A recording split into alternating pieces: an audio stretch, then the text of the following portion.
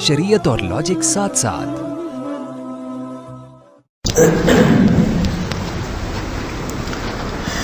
बिस्मिल्लाहिर्रहमानिर्रहीम। कबीरा गुनाहों में से एक और बड़ा गुनाह जिस पर बहुत शदीद वईदें हैं वो है औरत का अपने शौहर की नाशुक्री करना, अपने शौहर को सताना। आप लोग अगरचे ख़वातीन नहीं हैं, सब मर्द बैठे हैं यहाँ पे, लेकिन दो वजह से ये बयान कर रहा हूँ। नंबर एक, इल्म हो जाए कि गुनाह क्या है। दूसरा, कम से कम अपनी बच्चियों की सही तरबियत करें। और तीसरी बात ये कि इंटरनेट पे बहुत सारी ख़वातीन भी सुनती हैं शादीशुदा। जो शादीशुदा हैं उनको शौहर का हक़ पता चल जाए, जिनकी नहीं हुई तो उनको पहले से पता चल जाए। अल्लाह के रसूल सल्लल्लाहु अलैहि वसल्लम ने फरमाया, लौ कुन्तु आमुरु अहदन अन यसजुद लि अहदिन लअमरतु निसाअ अन यसजुदन लि अज़वाजिहिन्ना। अगर मैं किसी को हुक्म देता कि सजदा करे तो औरत को हुक्म देता कि अपने शौहर के सामने सजदा करे।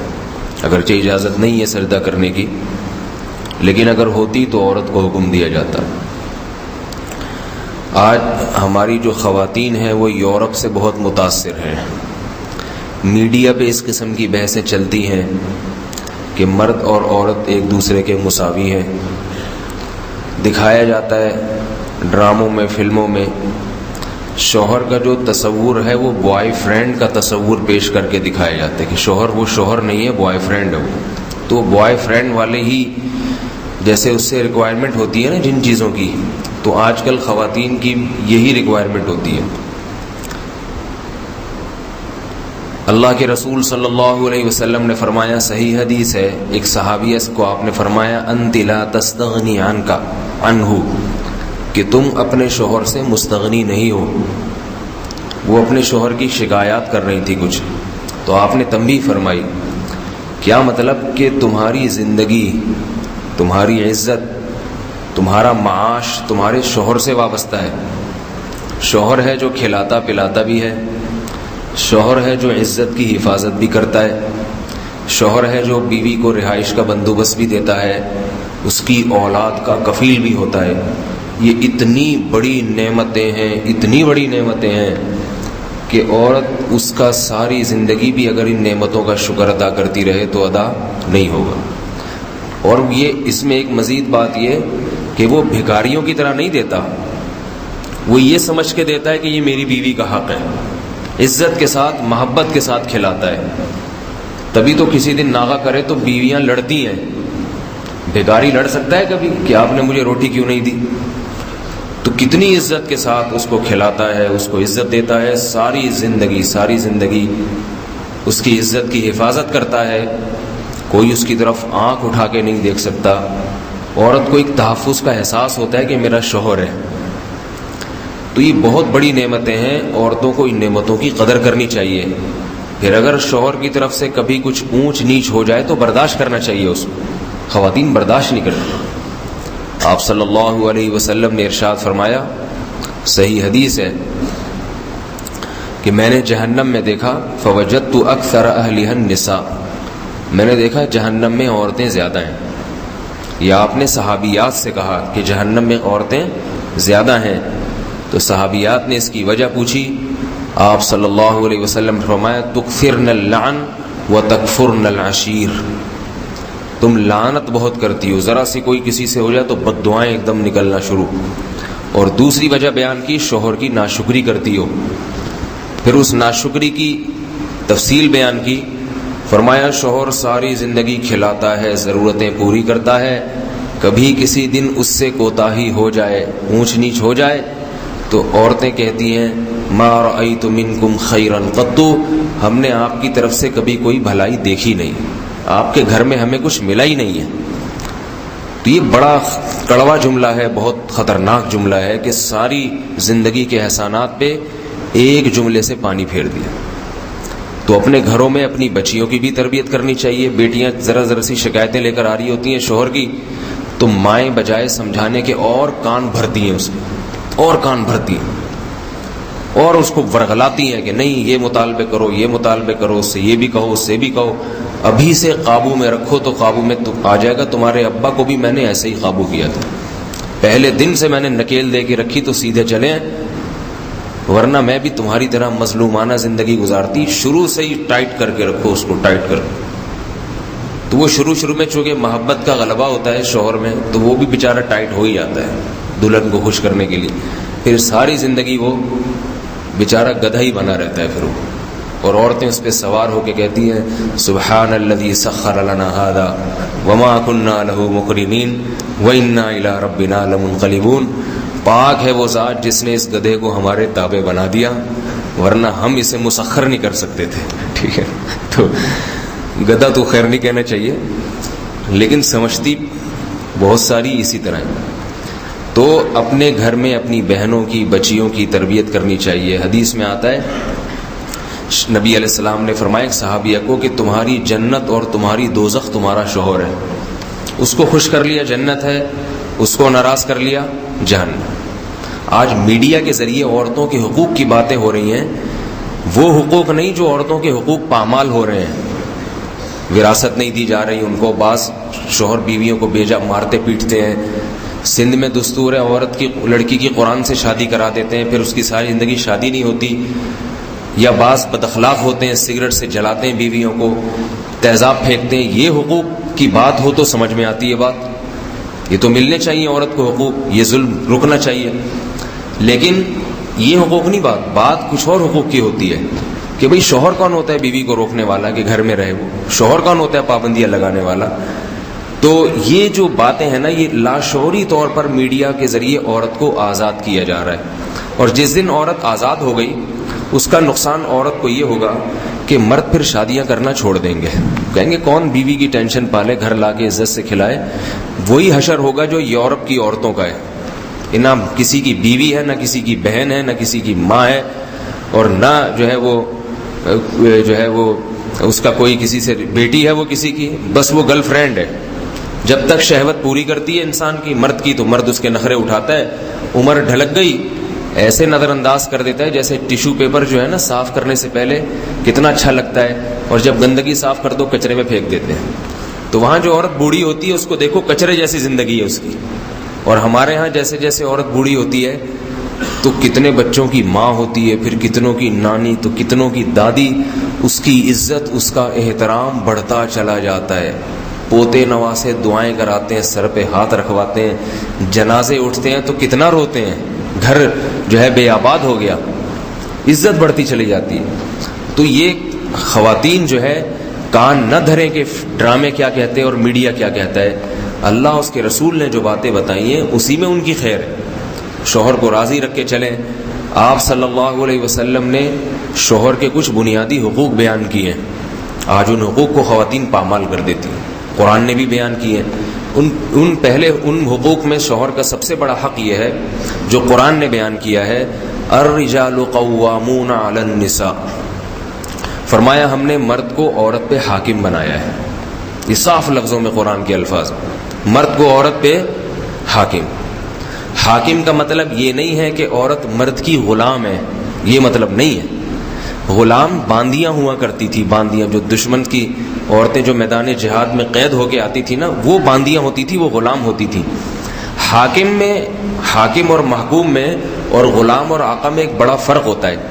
حاکم کہتے ہیں جو جماعت کا امیر ہو، منتظم ہو، جو مینیجر ہوتا ہے، جو مینجمنٹ کی طاقت جس کے ہاتھ میں ہوتی ہے، اس کو حاکم کہتے ہیں۔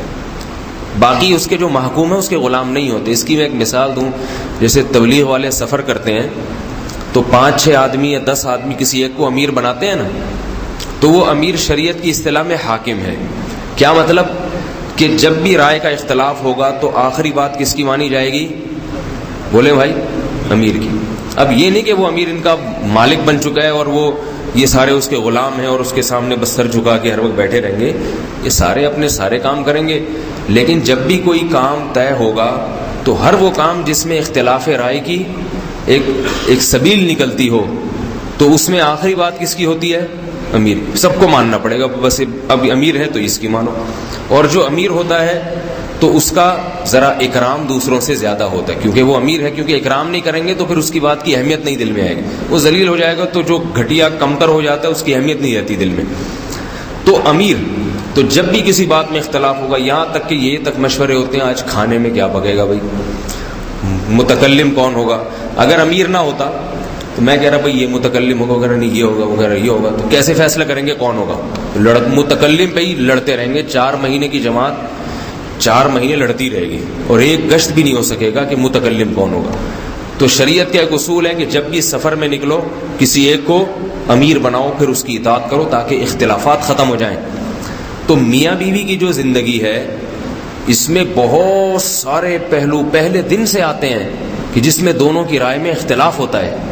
شوہر کی ایک رائے ہوتی ہے، بیوی کی دوسری رائے ہوتی ہے. تو اب اگر کسی ایک کو ذمہ دار نہ بنایا جاتا، امیر نہ بنایا جاتا، تو جھگڑے ہوتے، طلاقیں ہوتی، کھینچا تانی ہوتی. وہ کہتا ہے میری، وہ کہتا ہے میں مان، وہ کہتا ہے میری چلے گی، وہ کہتی میری چلے گی. تو اللہ نے یہ فیصلہ حل کر دیا، فرمایا کس کی چلے گی؟ بتائیں بھائی، آپ تو بیویاں موجود نہیں ہیں، کسی کی سننی نہیں، سب بول دیں تاکہ کسی کا پتہ نہ چلے کس نے بولا ہے. ٹھیک ہے، تو میں بھی دیکھیں کتنا بہادر بن کے بول رہا ہوں ایسی بات، حالانکہ میری تو پوری ریکارڈ ہو رہی ہے. سوچ لیں میں جب جان پہ کھیل کے ایسی باتیں کر سکتا ہوں تو آپ لوگ کیوں نہیں کر سکتے. تو آخری رائے کس کی ہوگی؟ شوہر کی ہوگی. قوامون کا یہ مطلب ہے ہم نے حاکم بنایا ہے، امیر بنایا ہے، ذمہ دار بنایا ہے.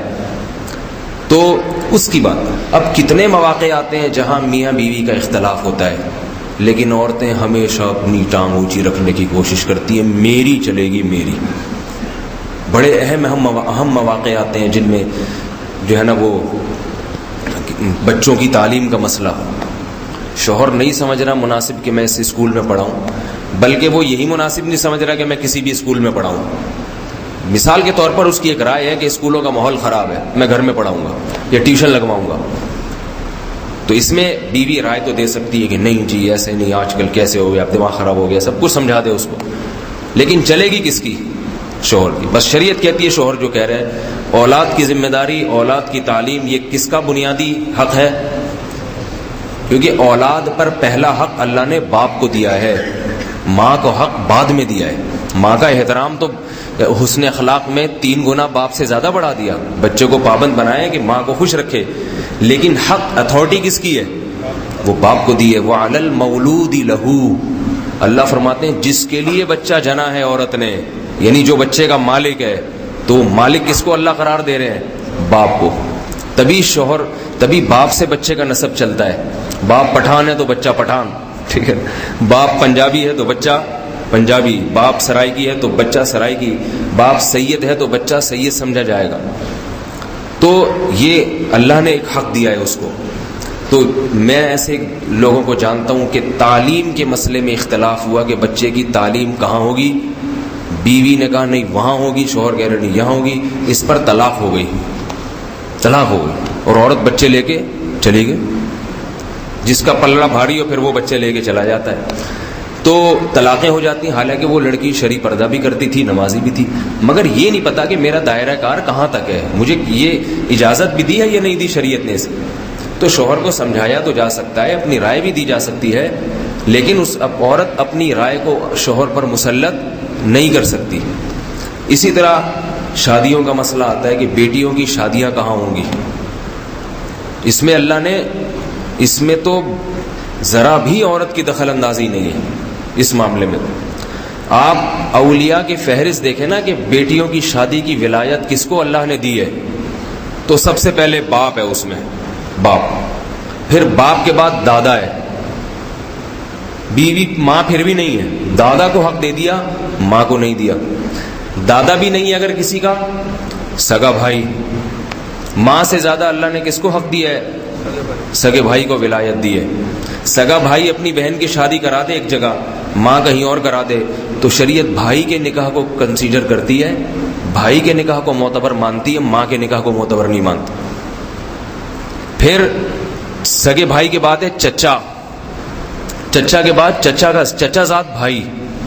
کیوں؟ اس لیے کہ مرد جو ہے نا، مرد وہ اپنے خاندان کی عورتوں کے معاملے میں بڑا غیرت مند ہوتا ہے، اور اسے لوگوں کی چالاکیاں بھی زیادہ معلوم ہوتی ہیں، تو شریعت نے اتنا اہم معاملہ عورت کے حوالے کیا ہی نہیں ہے، کیونکہ لڑکی کی ماں کو بیوقوف بنانا 5 منٹ کا کام ہے۔ کوئی بھی آئے گا اوٹ پٹانگ چرسی ہیروئن جی اور ایسی چکنی چپڑی باتیں کرے گا، ایسی دولت کی نمائش کرے گا، میرا یہ دیکھیں چیک دیکھیں، یہ میرے پاس پیسہ دیکھیں، گاڑی دیکھیں، کہیں سے کرائے پر گاڑی لے کر آئے گا، اور جناب وہ ماں تو فوراً پگھل جائے گی، ہاں ایسا میری بچی تو موج کرے گی، سبحان اللہ۔ تو خواتین ان باتوں سے جلدی متاثر ہو جاتی ہیں۔ ہمارے ایک جاننے والے تھے، بیچارے کو آتا واتا کچھ بھی نہیں تھا، پیسے بھی جیب میں دھیلے کے نہیں، شادی کا ان کو بہت اونچے گھرانے میں شوق تھا، بات صاف نہیں کرتے تھے، کہیں رشتہ لے کے گئے، لڑکی کے والد نہیں تھے، والدہ تھی، والد بیچارے کا انتقال ہو گیا تھا۔ وہ لڑکی چونکہ ہمارے خاندان کی تھی تو ہم بھی پہنچ گئے کہ لڑکے سے انٹرویو لینے کے لیے۔ لڑکے نے لڑکی کی والدہ سے جو باتیں کی اس کو تو شیشے میں اتار لیا، میں یہ کرتا ہوں، میں یوں ہے فلاں۔ ہم سے جب بات کی تو ہم چونکہ لڑکی کے رشتہ دار ہیں اور مرد ہیں، تو ہم جب آئے تو ہمیں پتہ چل گیا بندہ سیٹ نہیں ہے۔ ہم نے کہا جی کام کیا کرتے ہیں؟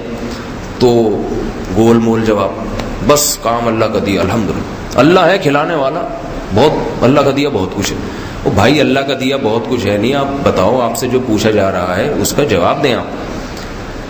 آپ کے پاس شناختی کارڈ ہے؟ پتہ چلا شناختی کارڈ ہی نہیں بنا ابھی تک، محترم کا اتنی عمر ہو گئی شناختی کارڈ ہی نہیں بنا، وہ ہے بس یوں دکھاؤ کدھر ہے۔ تو مرد کو بیوقوف بنانا ذرا، کیونکہ مرد نے خود کئیوں کو بیوقوف بنایا ہوا ہوتا ہے، پہلے اس کو پتا ہوتا ہے کہ یہ سارے حربے ہوتے ہیں، خود بھی تو کتنوں کو پتہ نہیں بیوقوف بنا چکا ہوتا ہے نا، تو اس کو پتہ ہے یہ بھی وہی حربے استعمال کر رہا ہے جو میں نے کسی زمانے میں، میں نے نہیں کیے تھے، اب مثال دے رہا ہوں، کسی زمانے میں استعمال کیے۔ اور غیرت مرد میں زیادہ ہوتی ہے، یہ اللہ کی طرف سے، کسی میں نہیں ہو تو ایک الگ بات ہے، بعض عورتوں میں غیرت زیادہ ہوتی ہے، دیندار ہوتی ہے، مرد بیچارے ایک نمبر کے بے غیرت ہوتے ہیں، گھروں میں پڑے رہتے ہیں۔ لیکن ایک عمومی بات کر رہا ہوں، کوئی قاعدہ کلیہ نہیں ہے۔ آج ایسے واقعات آتے ہیں عورت زیادہ غیرت مند ہے، شوہر میں غیرت ہی نہیں ہے بالکل، لیکن ایک عمومی قاعدہ، قانون تو عمومی اس کو دیکھ کے بنتے ہیں۔ تو اللہ نے مرد کو سپیریئر بنایا، شادی بیاہ کے معاملے میں جو ہے وہ باپ کو اللہ نے اتھارٹی دی ہے۔ یہاں بھی عورتیں بہت ٹانگ اڑاتی ہیں، نہیں بالکل نہیں۔ یہاں بھی فقہا لکھتے ہیں کہ اگر بیٹا بھی شادی کر رہا ہو، بیٹی بھی شادی کر رہی ہو، باپ کی مرضی ایک طرف ہے، ماں کی مرضی ایک طرف، تو یہاں شریعت باپ کی اتباع کا حکم دیتی ہے۔ سمجھ رہے ہیں بات کو؟ اور دوسری باپوں سے بھی گزارش ہے کہ ان معاملات میں خود دلچسپی لیا کریں۔ بعض لوگوں نے یہ اہم معاملات اپنی بیویوں کے سپرد کر دی، وہاں آپ جیسا کریں، بس خود بالکل غور ہی نہیں کرتے۔ تو مشورہ لینا اس سے یا اس کے وہ تو ٹھیک ہے، فیصلہ مرد کا ہونا چاہیے، اور عورت پر پھر لازم ہے کہ وہ اپنے شوہر کے فیصلے کو تسلیم کرے۔ یہ ایک بنیادی حق۔ یہ حق اللہ نے کیوں دیا، اس کی اللہ نے وجہ بھی بیان کی ہے۔ اللہ اگر وجہ نہ بیان کرتے نا تو بھی ہمیں ماننا چاہیے تھا، لیکن خواتین کی تسلی کے لیے، کیونکہ وہ بات اتنے آرام سے سمجھتی نہیں ہیں، ان کی تسلی کے لیے کہ خواتین کہیں گی اللہ تو نے مرد کو حق اونچا کیوں دے دیا، تو اللہ نے تو ان کی تسلی کے لیے 2 وجہ بیان کی کہ بھائی کچھ وجوہات ہیں، ایسا ہی نہیں کر دیا میں نے۔ فرمایا الرجال قوامون علی النساء، مرد کو ہم نے عورت پہ حاکم بنایا ہے 2 وجہ سے، بما فضل اللہ بعضهم علی بعض۔ ایک تو یہ کہ اللہ کا نظام ہے کہ اللہ بعض کو بعض پر فضیلت دیتے ہیں، دنیا میں کہیں بھی ایسا نہیں ہے کہ سب ایک ہی جیسے ہوں۔